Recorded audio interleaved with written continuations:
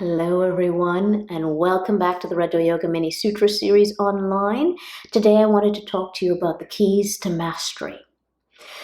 So Robert Greene actually wrote a book on mastery, and it's quite a large book. I actually was listening to the audio version. I still have a few hours left, and I'm probably 20-something hours into the audiobook. It's a big book, okay?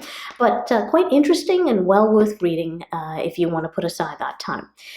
But one of the things that he talks about in that book, and other people have talked about this as well, is he talks about the 10,000 hour rule. And what it is that what they've found doing research of people from a broad spectrum who've mastered whatever it is, so mastered an art or a science or what have you, okay, a particular skill, they found that in order to master something, self-mastery included, okay, you require about 10,000 hours into that thing. Now, here's the good news. You don't have to put in 10,000 hours to just suddenly go, poof, now I've improved, now I've mastered it. There's definite gradual improvement that's taking place along that 10,000 hours. So one of the keys to self-mastery is time. Putting in enough time, practice into that thing, whatever that thing is, okay? Another key is, and actually is the first key really, is openness to learning.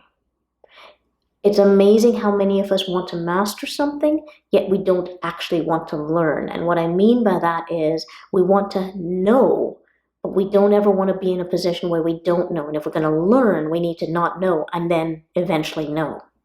So if you are afraid of not knowing, you are never going to learn. So you have to be open to learning. It's a place of vulnerability. Okay? And the third thing is actually mentorship. What they have found, and Robert Greene talks about this quite a bit, is that the best and most effective path to mastery of anything is mentorship. So effectively, you need to find a mentor, be open to learning, and put in the time. Okay? I'll leave you with one other thing that Robert Greene talks about in that book, because I think it's very, very important. He says that when you actually enter into a mentorship, because you're open to learning, when you enter into that mentorship, do not try to prove yourself.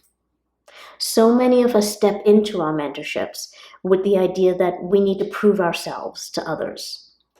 But if you are busy trying to prove yourself, you are not actually being open to learning. You're there to learn, not to prove yourself. Okay? I hope this was helpful, everyone, and I certainly look forward to chatting with you again online. If you are interested, looking at our topic today, if you're interested in joining us for our self-mastery mentorship, I run one, you can join us in themasterfulpath.com, and I'd be happy to have you. It is a personal joy of mine to mentor students, to mentor them along their path, to becoming more evolved human beings, mastering their own selves. Okay? Thank you, everyone, and I look forward to seeing you again online very soon. Namaste.